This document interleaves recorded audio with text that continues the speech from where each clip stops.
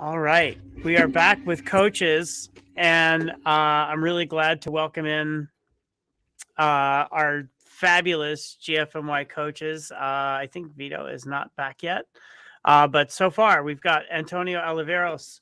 Hang on a second. Let me get you proper introductions, everybody. I've got it all sorted here. It's a lot. So some amazing destinations, some amazing things to think about, an amazing calendar that you can put together for yourself for racing. So how do you get ready for all of that? You build your race, how do you build your race calendar? How do you make sure that you'll be up for the challenge? And going back to some of Lydia's comments, I remember her saying a long time ago in a daily coffee that your goals have to match your training, and you have to be honest with yourself in thinking about that goals. It's within you to have an awareness of what you've been doing, how it contributes. So I probably paraphrased and expanded that a little bit, but maybe I have it totally wrong. But let's meet the experts that can tell us for real what we need to have for our best GFNY performances. And this is really quite a lineup. So before we start, let's kick in with our next poll, which is, do you work with a coach now? Is that something that you've done or that you're interested in? So just you'll see the poll here in a second, but let us know if you're working with a coach now. So welcome back to the stage, Vito Valentini, member of Gruppo Sportivo, GFNY coach and founder of Gavia Cycling. We've also got Ben Bram here from Belgium, GFNY endurance sport coach, focusing on all endurance sport disciplines. Jill Patterson, the champ, is here, 2019 GFNY champion, 2021 Ecuador champion and coach. Antonio Oliveros, lifetime team player, motivator, friend, happy athlete, grateful coach. Mauricio Rodriguez, GFNY cycling coach and triathlete coach from Ecuador. And last but not least, former cycling pro and GFNY coach from Mexico, Alberto Cordovios. So before I forget, you can reach out to our entire fabulous coaching team at coaching.gfny.com. That will allow you to see plans, and it will allow you to see the backgrounds on each of our coaches.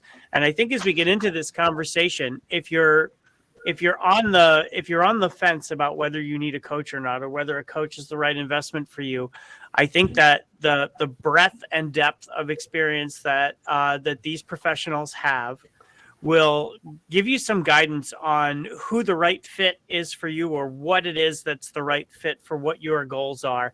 And I think as we ask them about their approaches, that will start to become evident. So I'll say up front, we have a 3-hour commitment here that I made today, coaches. So I will be looking to get my ride in later today, but please don't get mad at me if I don't get that in.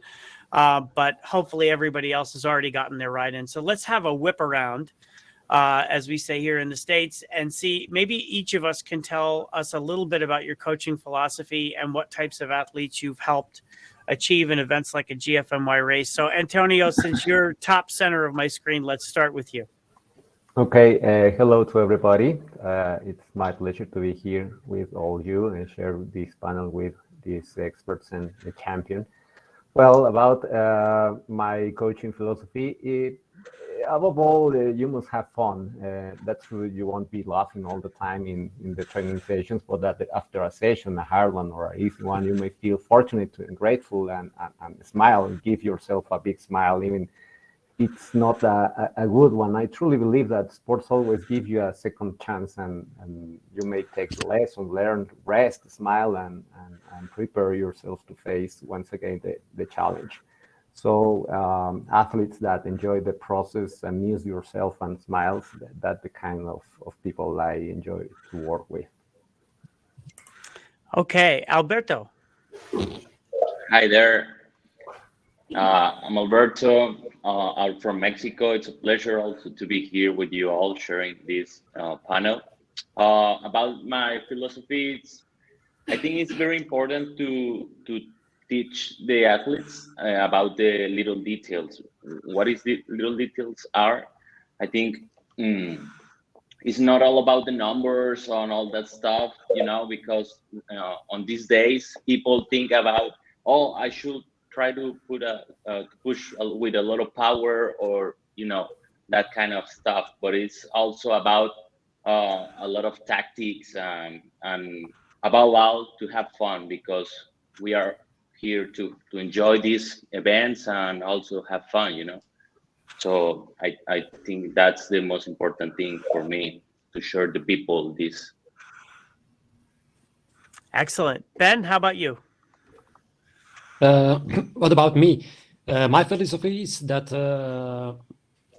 we get a good picture of the athlete and make him an individual program. That's very important, and always motivate him to do his trainings.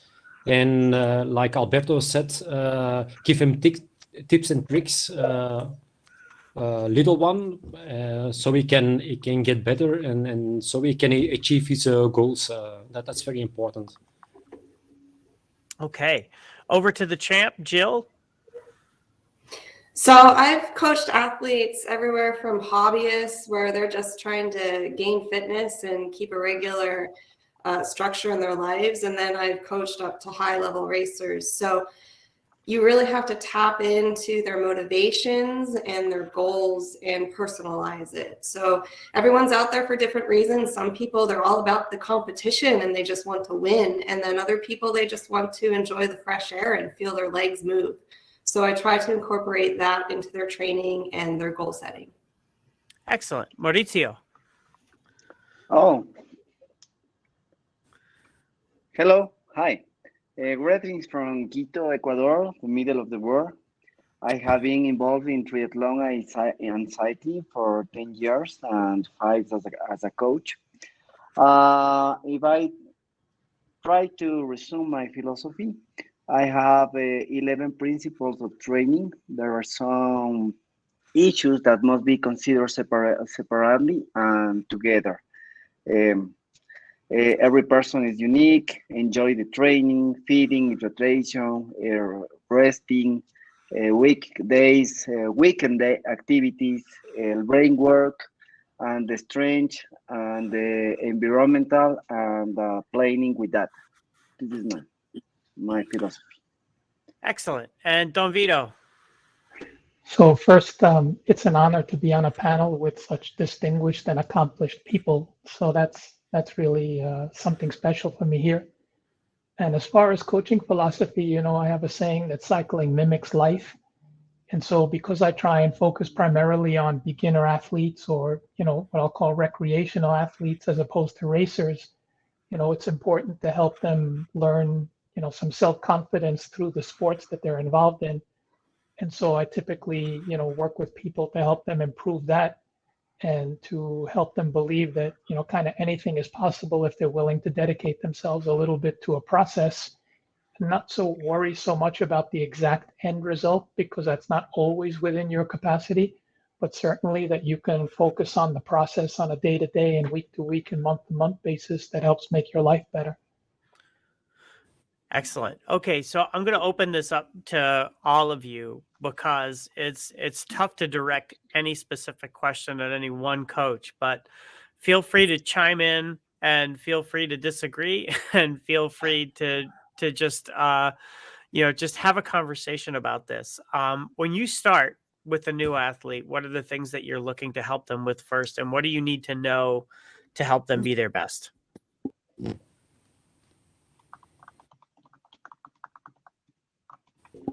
Feel free to just jump in, anybody. I mean, I can start. You know, primarily you want to get some knowledge base about what their past history has been, of course, and you want to get some sense of what their lifestyle is. And then I also want to get some sense of, you know, what they're really trying to accomplish by participating in what they're doing, you know, whether it's indoor cycling or whether it's, you know, running a marathon or whether it's, you know, participating in a race like Gran Fondo.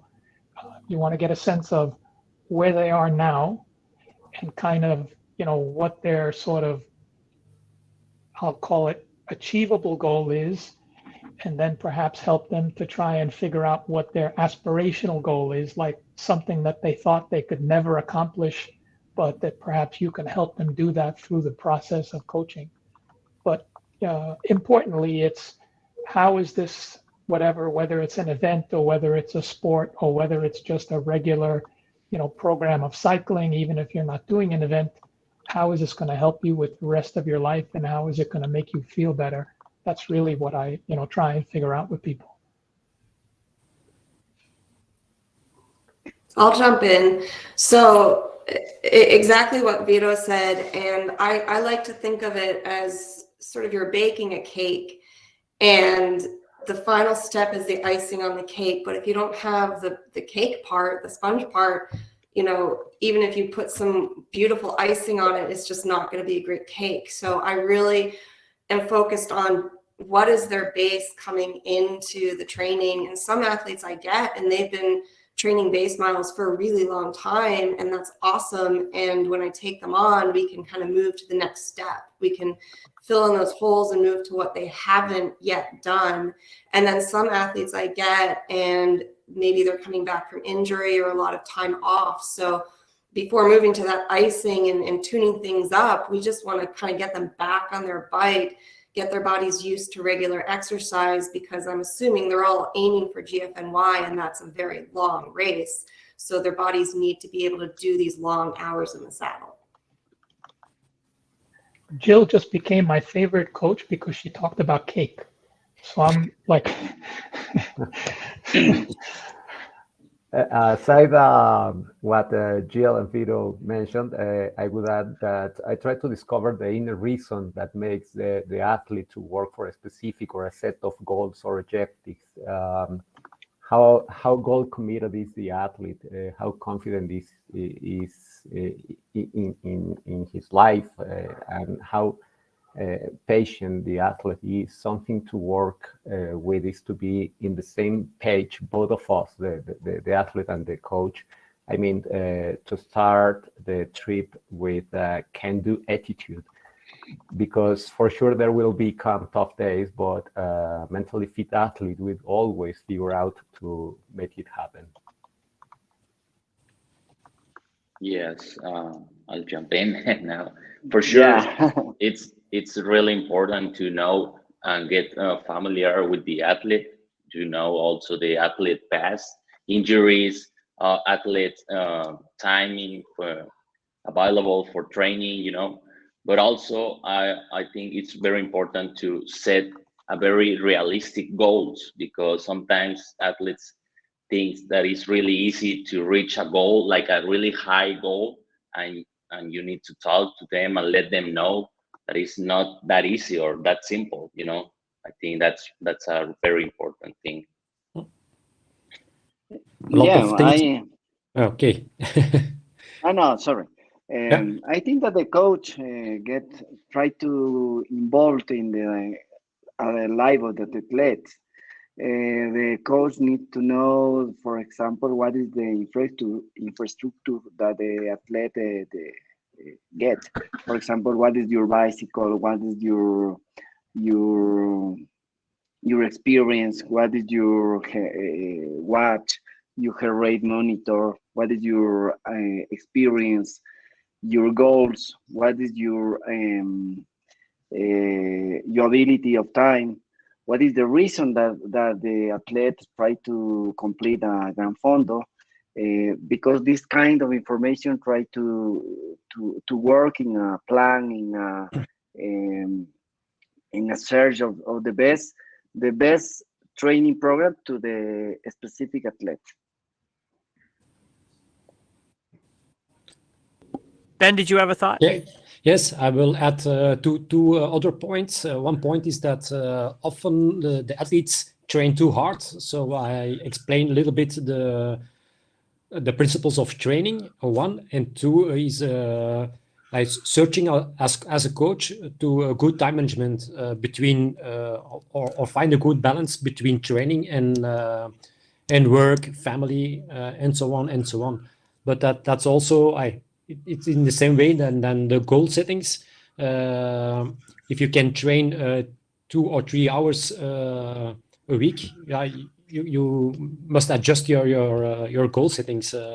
And often when they begin, the athletes, it's always they can do a lot, but once they are training, there's a conflict with the family, conflict with the work, and then they get demotivated, and It's very important for a coach to detect this balance between training and family and work. A lot of thought that you guys have about goal setting. I think we probably agree, or maybe we don't, that each athlete is unique.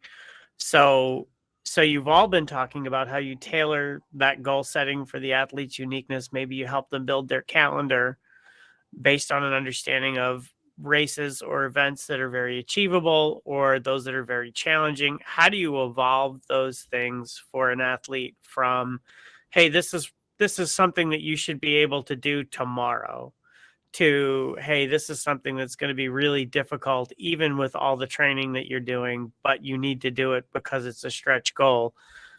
And then is that worked into how you organize? Do you all subscribe to the philosophy of A, B, C type events that help you, sort of race to train, as it were? Or is there another approach that you take? I'd welcome anybody's feedback on that.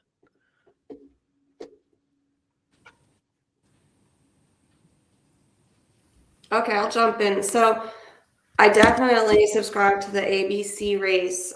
For an A race, I would look at what are these athletes' strengths and what do they enjoy doing. And I would try to choose events that are tailored to that. For example, I love hills. So I'm going to really love and do well at the New York race, whereas the Florida race is probably, I could do that, but that's going to be more training. And my goals would be different going into that because that's flat. So I could use that as more of a learning experience and then really target the A race, which is the hilly course. So, you need to talk to your athletes and also look at their data, look at the environment they live in. Do they live near hills where they can train on hills? Do they live in a flat environment? And then that's all going to affect which courses you choose and races you choose for them. All right. Anybody else, Antonio?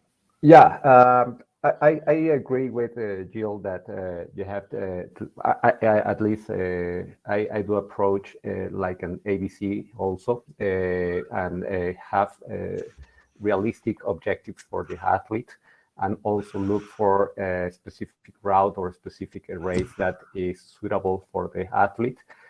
Considering the time you have to train that person, detect their strengths and detect also not the strength of the athlete, maybe like a heels, maybe the athlete is not doing good with heels, or you have to train more with heels and the race is 1 or 2 months ahead. Maybe it is not exactly the race ideal for that athlete. And also you have to keep motivating the athlete through getting some good races. For bad days, you have decisions, but in races, you have to look after the athlete to have eventually a good race, a good day. Okay, let me interrupt here with a question that was sent in by Jerry, and I think that this is perfectly applicable to this topic. So open to anybody on the panel that wants to answer this, coaches. So can a person do New York and Bogota the same year if it's their first time doing a Gran Fondo? How would you answer Jerry with that question? Can you say Mauricio, can you say the exact date of the two? Okay, so New York is the third Sunday in May, May 15th. Bogota Yep. would be July 17th. So let's assume a start date in training of February 1st. What do you think? Doesn't it really? What would you tell Jerry? Well, What is Doesn't it really what is his depend? background?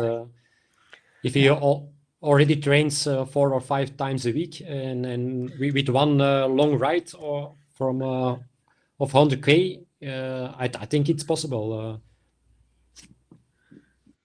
yeah, but if he's starting from zero, if he doesn't Yeah. have a base plan, or he haven't been riding the last 2 months, for sure, I think it's almost not possible. No. Yeah. if he's the first time in the Grand Fondo, I think that's very difficult because they have just 1 month, 15 days each event, and the progressive is the principal key in the training. Step by step, try to get this kind of goals. I think it's very difficult to do in the first time. It depends on the expectation of the athlete, though, right? Oh, It yeah. might be somebody who, even if they're new to cycling, let's say, but they're relatively fit because they've been doing a lot of other endurance work and things like that, then they have to manage the expectation of the outcome that they're going to have in a race like that, especially if you're talking about Bogota, where there's actually no oxygen where they're going to be riding. So that's a whole nother issue that they're going to have to confront. But so it's like we all kind of said before, one of the important things is to understand your athlete first, and then from there think about whether it's good for them to participate or not. They might be recreational athletes that really want to do the event sort of as an event to do and kind of be able to do their best. So in that case, if they're starting with some fitness level, then for sure it'd be okay. If they're looking to finish top 3, then I don't know. I mean, that's not in my area of expertise, but that kind of depends on what everybody else thinks about that. I would tell you that at Alpes Vaugeny this year, or at La Vaugeny this year for Alpe d'Huez, I was dropped in the neutral start going down the hill. Yeah. So my expectation of that day was I hope to finish before the sun goes down. Right. I held no illusions in that because in doing my training, I knew that was a bigger event than I had ever done. I had never done that much climbing in one day, and so I was ready for the fact that was going to be a fight to the finish, just to finish. And I couldn't have been happier at the end, but you have to calibrate your expectations that way, which brings us to just so many facets of how you help with that goal setting, because it's not just about getting them to their fitness, but it's also calibrating their expectations. Mhm. How do you deal with, as coaches,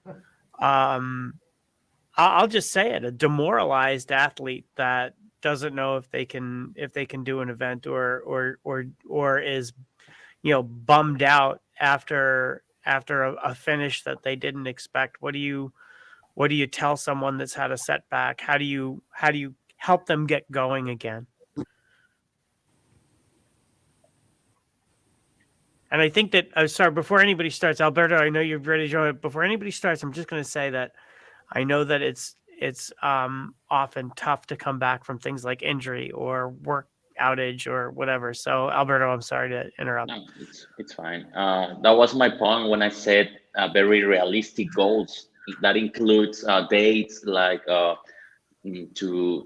be really prepared already, for the event. Especially those kind of events which are not really or not easy at all, with all that climbing, or like Colombia with all the altitude, as Vito said. I think you need to be with the athlete on the process and try to convince him about what's the best for him or for them. Anybody else, Antonio? Yeah, you have to define the starting point. You know the ending point. You know the final part of the equation, that it is the race, either New York, Colombia, or your A race, whatever it is. But define the starting point. What level of fitness do you currently have? It is important to know that physical aspect, because as somebody mentioned before, you have to work with a progression. You have to invest a lot of hours during the week and during the month, during the weeks, months, and probably years. But defining an A race is important to consider that also you need to balance your life, like Ben was saying, that you also have a family, you also maybe have a job, you have a social life. I mean, you have to put the race within all your aspect of your life. The motivational aspect it's quite important for us as a coach. We know that people can open up the possibility for what can be achieved. Helping people is our job to discover their their limits or new limits, and obviously discovering these new limits has an immense impact in their lives. But as Alberto was saying, it's important to define realistic objectives. As a coach, let's have a small talk about defining a race and what is important for both the coach and the athlete. Great. As coach, oh, go ahead, Vito, please. I was going to say, were you asking before about how we deal with someone who ended up not doing as well as they thought they would do, or didn't meet their goal, or is that not what you were asking? It's the reason that we have coaches is because we need another pair of eyes on what we're doing, right? I think that probably there are many athletes that are out there that are creating their own training plans, or maybe just buying a plan off a website or something like that, not getting any feedback on how they're doing, right? And then setting expectations for themselves that they should be in the top 10 in their age group, or that they should finish here or there. And so a lot of times I think that mental setback can be as big a setback as an injury. And that was the root of the question, was how do you as coaches help to stand someone up that's had some kind of a disappointment like that? Yeah. Right. Yeah. So the thing with that is life is not like a linear progression from bottom to top, right? And so cycling or running or any other endurance sport is generally like that. And there's going to be, the more you do, there's going to be some point where you enter an event, Gran Fondo, marathon, half marathon, whatever, with an expectation of a certain result, and you just have a bad day, or the weather's not on your side, or a million things could happen, and it happens once in a while. Somehow you have to be able to get the athlete to understand that that's not the end of the world, and it was just on the calendar in that day. It was your turn to not do as well as you thought. And then one of the things I try and do with people is to remind them of all the times that they had where they way surpassed the expectation of what they were going to accomplish. And so there's that as well. So, we're human. We have, ups and downs and things like that. You have to be able to somehow get to them a little bit and, in some way of their psychology, and explain to them that there's going to be those days when it just doesn't work. And if it happened today, that's okay. But so we'll take 2 days off, and then we'll get back to where we were before. And, let's start again, and you'll be fine. Okay, great. I want to cut in. Ben, you had a thought. Yeah, but what also motivates is not only the goal setting for your GFNY race, but also sub goals which you can achieve, and not always what we call sportive goals. It can be weight, it can be right. Get that on watts, get that. Not always focus on the goal setting. When you get different sub goals in January, in February, in March, then you can see with the sub goals, okay, is it possible to get this goal setting for his GFNY race? And so if it's not when you have a rider of 100 kilo and you want to ride to New York, yeah, it's a great problem. When you say in March or April you get to have 19 kilo or 80 kilos, so you can get some sub goals in your annual training plan, so you can refer to, and if you need to, you can adapt the goal setting. But I I work since 20 years as coach, and I have this experience that it works very good. That are the sub goals. That can be also a 10K time trial or something else. You can train to, but where you can how do you say, you can see as a coach, and okay, can you get this goal? That's very important. The sub goals, but Okay. very Yeah. a variety of sub goals, sportive, other things like weight, like for example, 2 stabilization trainings or sessions a week, something like that. But a lot of sub goals, so you can train to each sub goal, and then you can have a little talk with the athlete. Okay, if you get this sub goal, okay, that's a little step to your goal setting for the GFNY. Okay.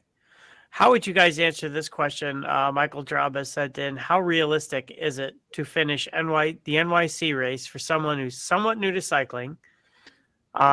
This is where the controversy starts to eke in, so you guys can have at each other with this one. FTP of around 150 difficulty going up 7% hill for longer than a couple of minutes. I think that there might be a few things that as coaches you might find as maybe an imperfect thinking pattern with how they're approaching that question. Can you repeat the question, Chris? Sure. Yeah. It's how realistic is it to finish the GFNY NYC race for someone that's somewhat new to cycling, has an FTP of around 150, and difficulty going up a 7% hill for longer than a couple of minutes. The reason I think that there's difficulty in the pattern of the question is the FTP piece, which I think, I don't know if we agree or disagree that FTP is a very imperfect measurement of what an athlete's progress is. And it's very personal and unique to the athlete, right? If I'm an FTP of 150 and I weigh 250 pounds, that's that's different than if I weigh 140 pounds. So anyway, I would just open it up. What advice would you have for Michael on how he should approach his training for GFNY New York?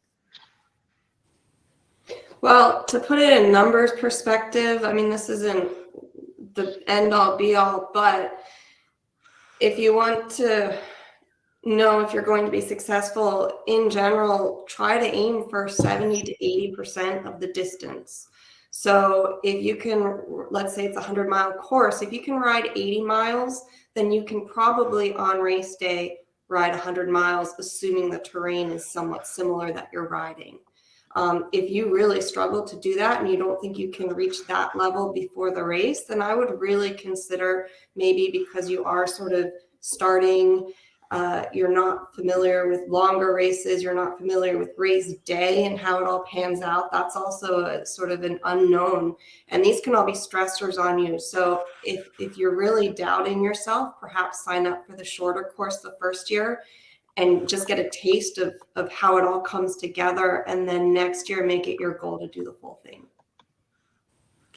There's nothing like unfinished business to motivate you for the following year. Mm-hmm. So there's a second question, and Jill, I know you have an opinion on this because we've talked about it on Daily Coffee.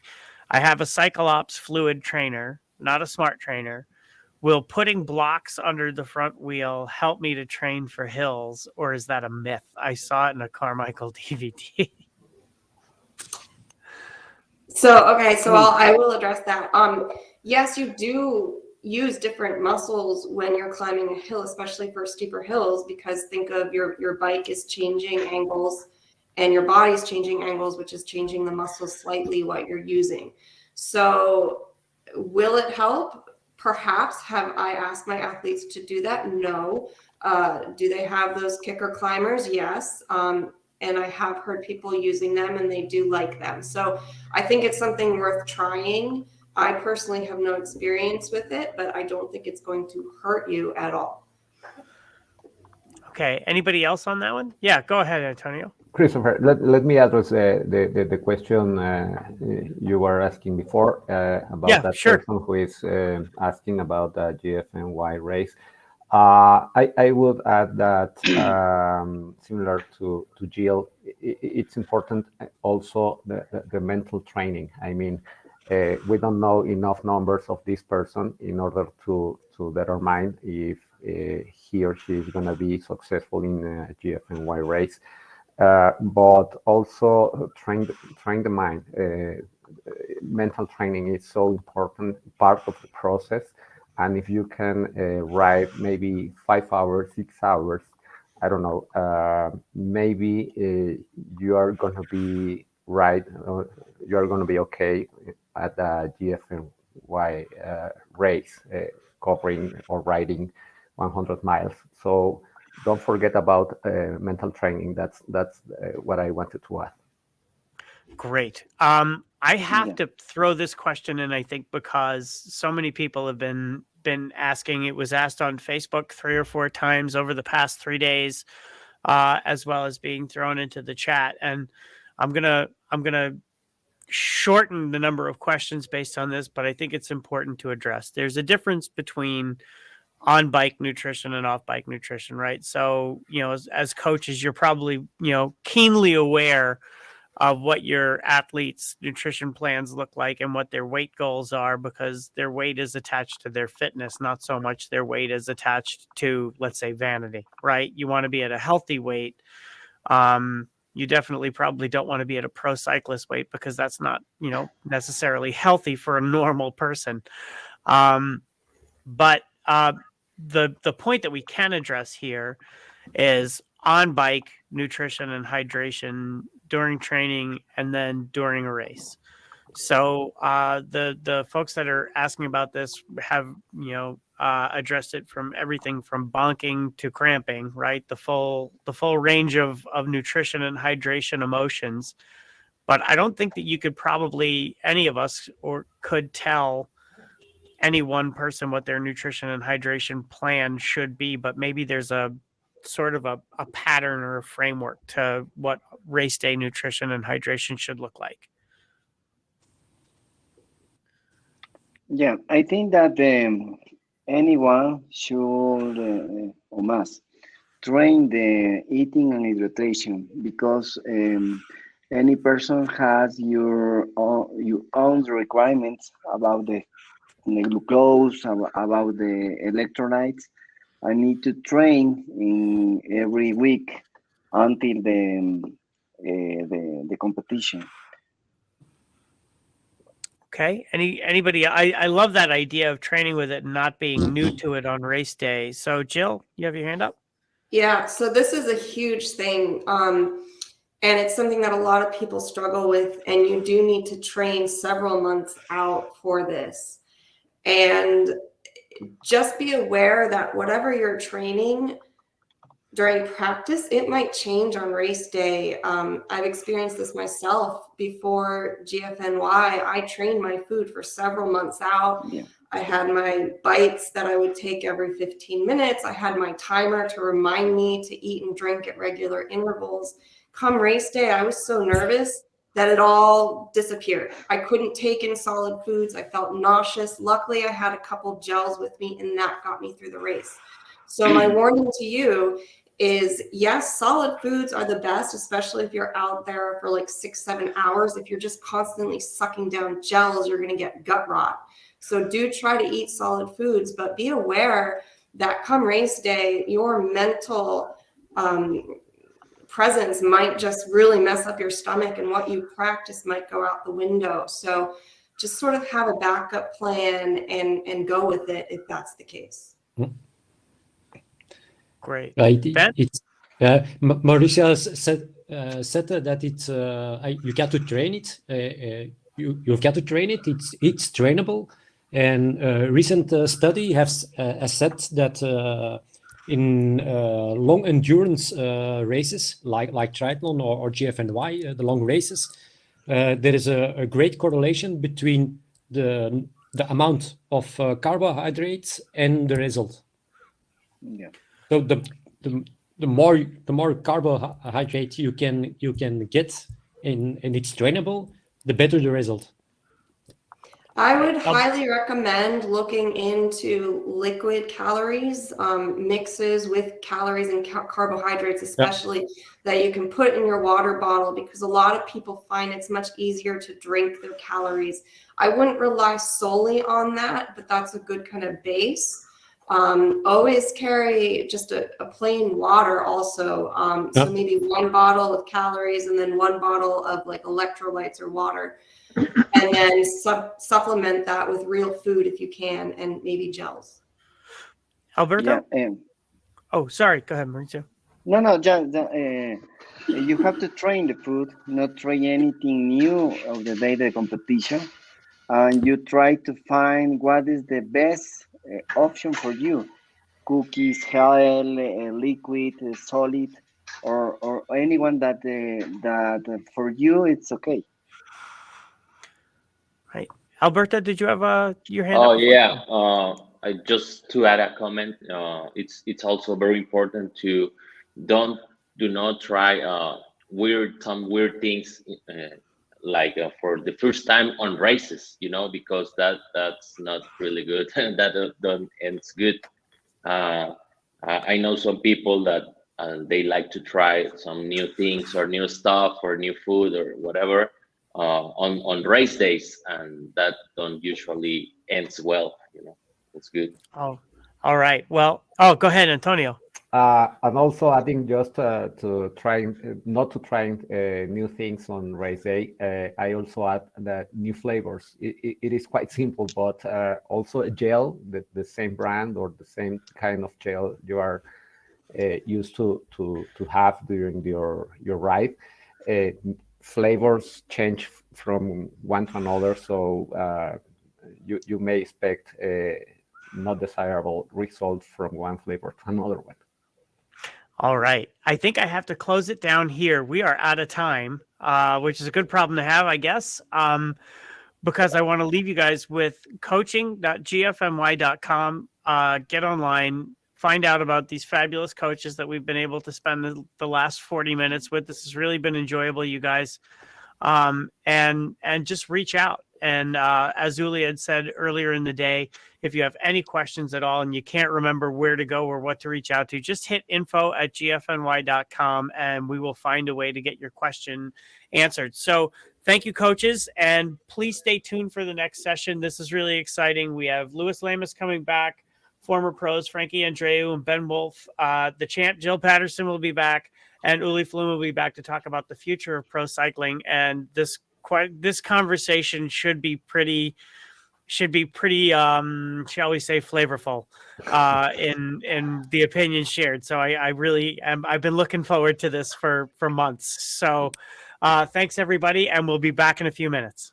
Okay, thanks, Chris. Thank you very much. Thank you Thank you. guys. Bye, everybody.